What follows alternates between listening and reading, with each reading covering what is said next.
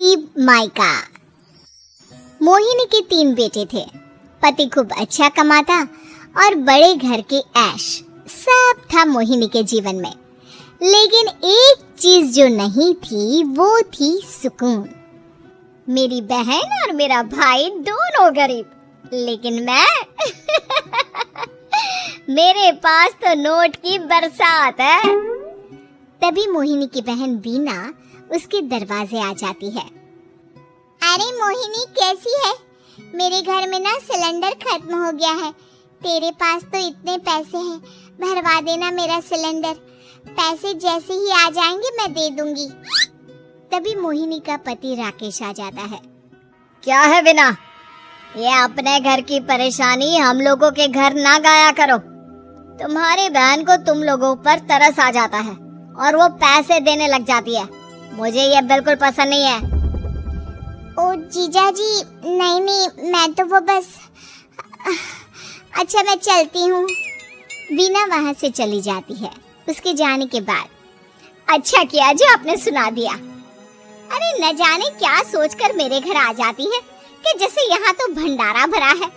अरे कितना तो दे दिया। अच्छा जी, जरा 1000 तो देना। वो बिन्नी दीदी है ना, उनके घर जा रही हूँ। उनका पोता हुआ है तो मुंह दिखाई दे दूंगी। हाँ, उन लोगों के आगे तो शो ऑफ किया करो। वो खुद को बड़ा अमीर शो करते हैं ना, दिखा दे कि तू भी किसी से कम नहीं है। हाँ जी, इसी के लिए तो जा रही हूँ। मोहिनी तैयार होकर अपनी बुआ की बेटी के घर जाती है, जहाँ उसके पोते का कार्यक्रम चल रहा होता है। वहाँ वीना भी आई होती है। अरे वीना, क्या जरूरत थी यहाँ आने की? तेरे घर पर गैस नहीं है तो वो भरा लेती। क्या करूँ मोहिनी, बुआ को बुरा लग जाता नहीं जाती तो। वैसे मेरे पास एक जोड़ा बच्चे का कपड़ा रखा था, वही अपनी चांदी के पायल के साथ देने जा रही हूँ। घर पर गैस थी नहीं, सोचा परिवार यहीं खाना खा लेगा, बाकी सुबह का सुबह देखा जाएगा। मोहिनी को बहन पर दया आ जाती है। वो पर्स से 1000 रुपए निकाल कर दे देती है।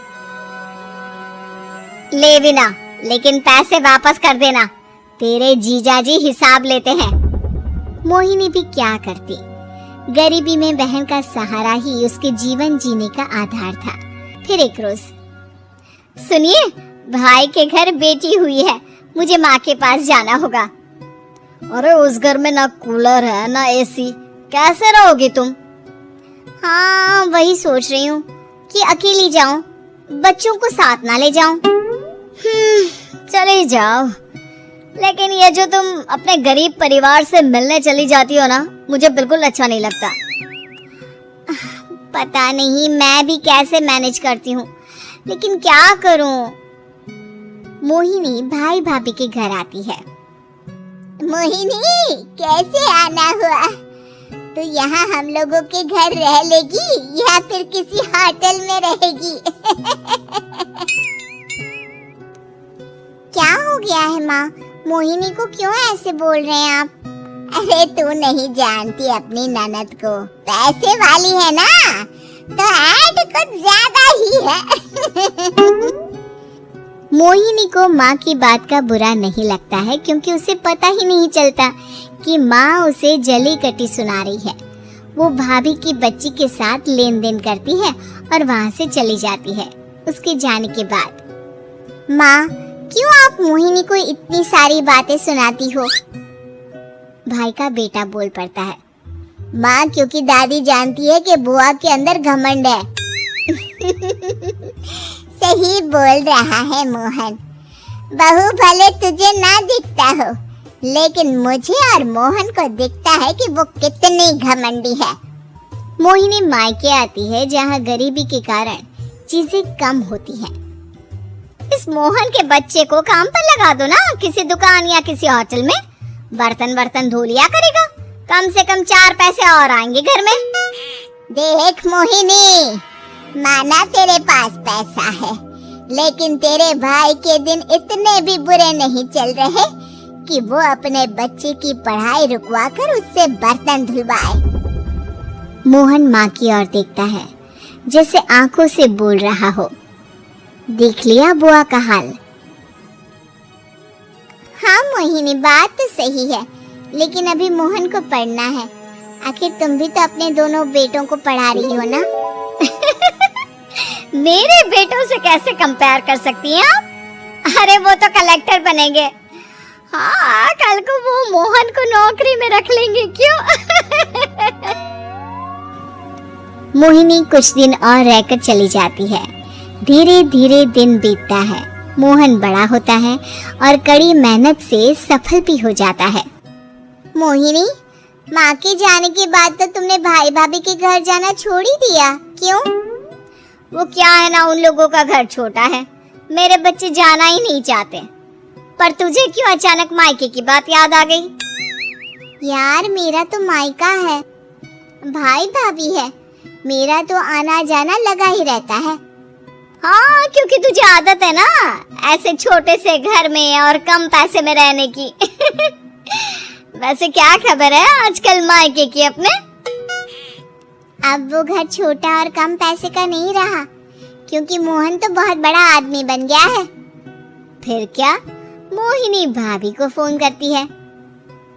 मोहन किसी बड़ी कंपनी का मैनेजर हो गया है क्या भाभी? क्या ये सच है? हाँ मोहिनी दीदी, अब तो हम लोगों के गरीबी के दिन कट गए। आपके भाई ने कोई अच्छे कर्म किए होंगे जो हम लोगों का बेटा इतना अच्छा कमा रहा है। देख लो भाभी, पहले भी आपने कई गलतियां की थी, आप थोड़ा संभल कर चलना। भाभी को मोहिनी की बात समझ में नहीं आती कि वो क्या कहना चाहती है। फिर एक दिन वीना मोहिनी से कहती है, मोहिनी, हमारा भतीजा मोहन अच्छा कमा रहा है, क्यों ना मैं अपने बेटे की नौकरी के लिए उससे बात करूं? अरे बुआ का बेटा है, ये सोचकर मदद तो करेगा ना? हाँ हाँ, क्यों नहीं करेगा, उसके बुरे दिन में तो हम भी खड़े थे। मोहन को वीना फोन करती है और अपने बेटे की मदद करने की बात करती है। हाँ हाँ बुआ, क्यों नहीं, आप सिद्धार्थ को भेज दें, मैं अपनी ही कंपनी में उसकी नौकरी करवा देता हूँ।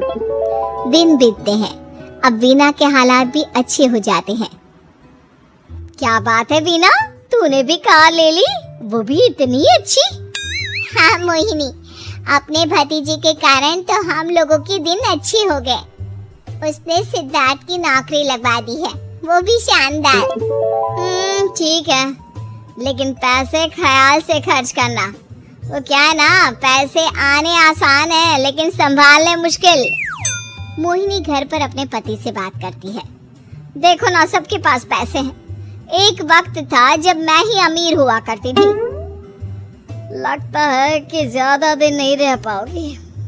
मेरी नौकरी को कुछ साल ही बचे हैं और तुम्हारे दोनों लड़के निकम्मे हैं। उन लोगों को बोलो ना कि नौकरी करें। तभी वहाँ मोहिनी के बेटे भी आ जाते हैं। अरे हमें क्या मोहन समझा है जो दिन रात गधे की तरह काम करते रहे? खैर, दिन फिरते हैं और मोहिनी के पति की नौकरी भी खत्म हो जाती है।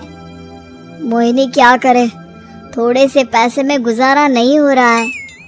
तो क्या करे, मेरी समझ में कुछ नहीं आ रहा। मोहन को बोलो ना कि वो इन दोनों के लिए नौकरी देखे, जैसे सिद्धार्थ के लिए नौकरी देखी है। मोहिनी क्या कहती, उसे अपने वो दिन याद आ जाते हैं जब उसने भाभी से मोहन को नौकर बनने की सलाह दी थी। क्या हो गया, क्या सोच रही हो मोहिनी? यही कि वक्त कभी भी किसी का भी पलट सकता है। ऊपर वाले से डर कर रहना चाहिए।